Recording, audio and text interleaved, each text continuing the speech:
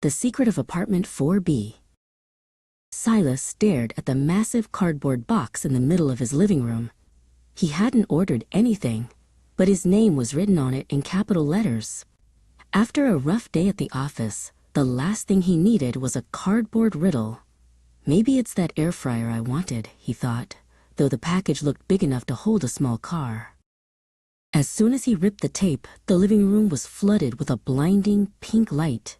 It wasn't an air fryer. It was the Cyber Atmosphere 3000, a professional party machine that combined a disco ball, a fog machine, and lasers.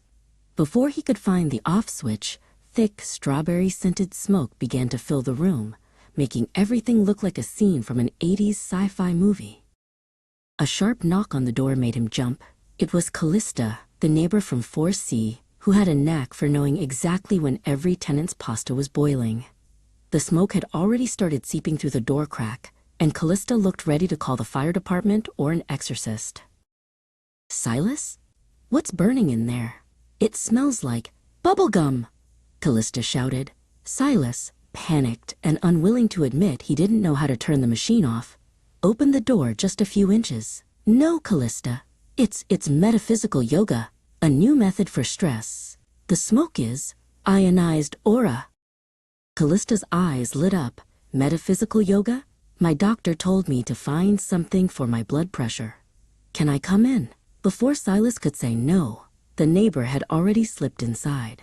She stood in the middle of the pink smoke, trying to take a deep breath, though she only managed to cough from the strawberry scent. Silas had to improvise. He grabbed a broom from the corner and held it like a sacred scepter. "First exercise," he announced in a serious voice. "We must balance the energy of the floor using this wooden conductor." He began to make slow, ridiculous movements with the broom, while Callista followed him with intense focus.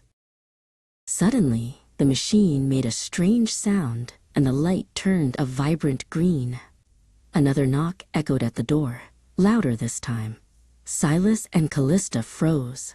"Do you think it's the spiritual guides?" Callista whispered in awe. Silas swallowed hard, fearing it was the police for a noise complaint. The machine suddenly started playing loud, rhythmic techno music programmed for the demo. Instead of being frightened, Callista began to sway her hips to the beat. "This spiritual music has a very good bass, Silas," she shouted over the music, starting to dance with a colorful scarf she found on the sofa.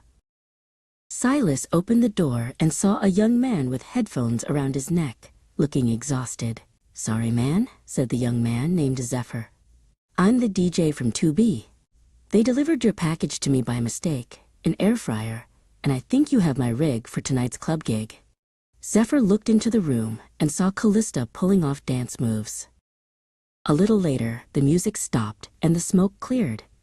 Silas and Callista sat on the floor, surrounded by confetti the machine had fired at the end. "You know, Silas," Callista said, laughing, "the air fryer is good, but metaphysical yoga was the best thing that happened to me all year. Shall we do it again next Tuesday?" Silas smiled. Adult life was, after all, more interesting when mistakes happened.